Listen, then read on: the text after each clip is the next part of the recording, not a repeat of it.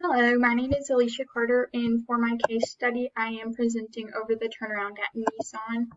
A little bit of background about this case. So after an 8-year period where they only had 1 year of positive profits, the company brought in Carlos Ghosn, who was appointed as the Chief Operating Officer at Nissan.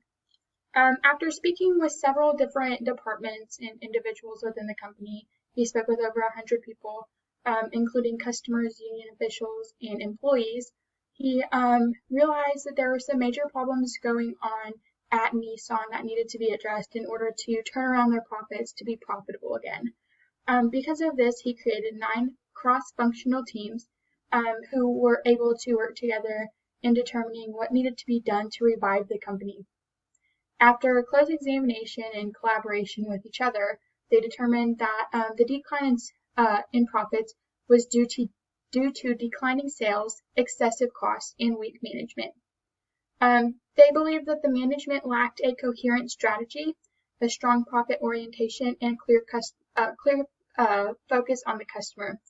There was also little cooperation across the different functions, and there was no urgency needed to have any major changes due to the declining profits. So that was one major issue that they saw through the cross-functional teams. As far as the the excessive costs, they noticed that through the different facilities that Nissan had, they weren't utilizing their capacity efficiently. Because of this, Ghosn decided to close 5 factories in Japan, which ended up cutting 21,000 jobs. He used the options of selling subsidiaries, offering early retirements, and giving opportunities for part-time work at other facilities to kind of offset these job losses. And we're going to take the production that they were doing in these 5 Japanese facilities, taking them to their other facilities and able to fully use their capacity at the facilities that they were going to keep. They also noticed that they were using a lot of small suppliers in order to get their products instead of large suppliers. So with this, Ghosn decided to cut back the smaller suppliers and only use large suppliers, which was able to cut their purchasing costs by 20%. They also decided to offer new innovative models rather than copying their competitors on what kind of model cars they had. They got a new designer who was able to come in and kind of revamp their models in order to have models that were profitable that people were wanting to buy. They also, for the employees, changed from a seniority-based program to a merit-based plan as far as their pay in order to create further promotions and salary increases. So these are now based off of performance instead of off of seniority. In 1999, Ghosn announced the plan to revitalize Nissan, and by 2001, the earnings were well over an all-time high that they've ever had before. So the key issues in this case were their declining sales, which they had due to lack of customer appeal for most of their models. Only 4 out of 43 of their models had sufficient sales to be profitable. Another key issue was the excessive costs.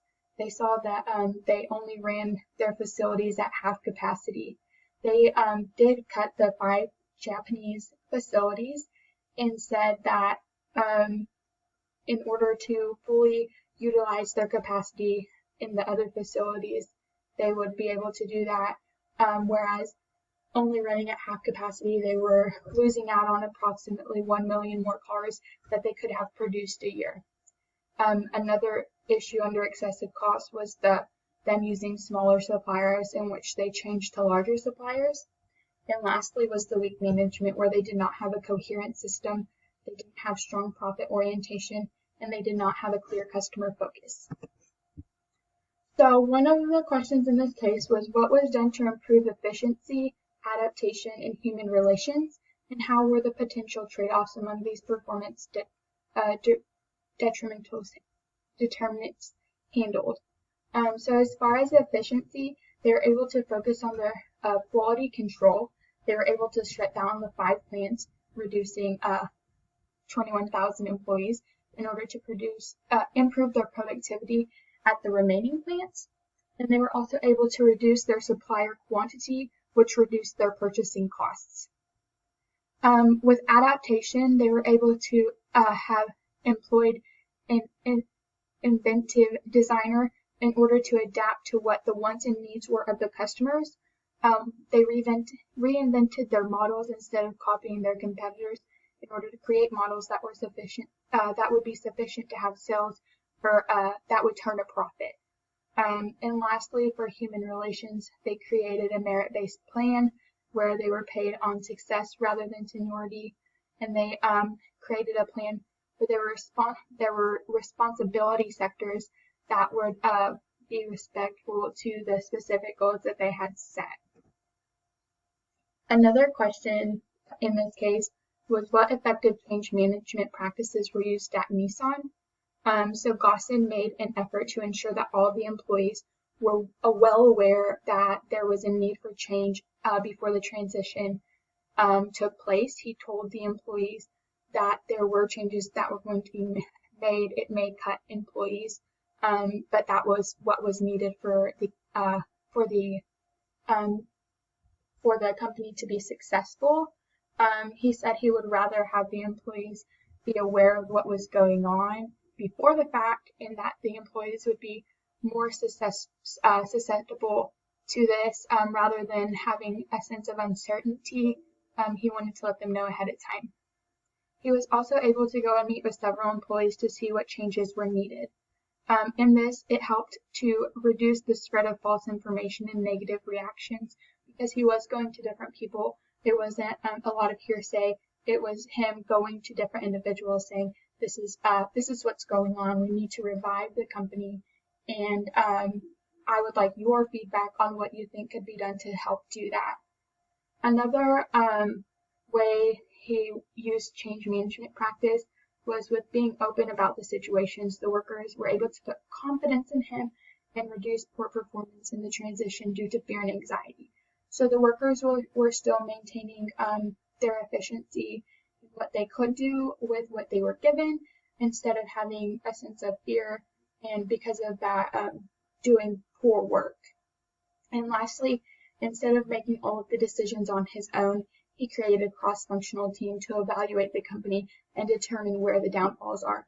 So instead of him coming in and saying this is what needs to be changed, he came in, created groups, and said, okay, you all have been here, work together, collaborate, and see what you think could be done in order to make these changes.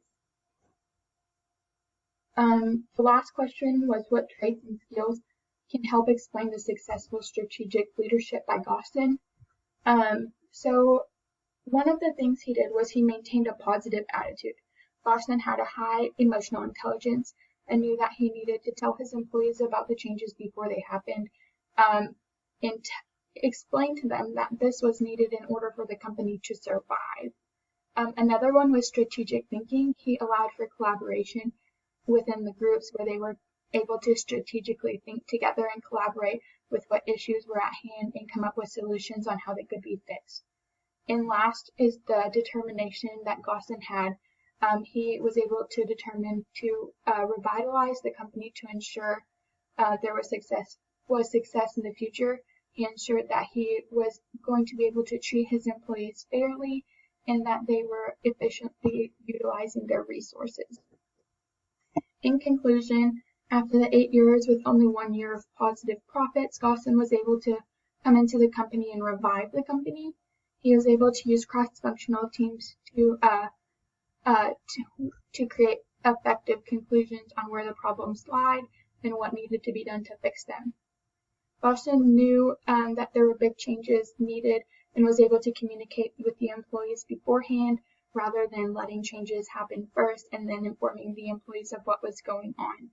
And lastly, through all of the changes made in the models that they sold and how they were utilizing their capacity, they were able to reach an all-time high in profits after just 2 years after hiring the new Chief Operating Officer.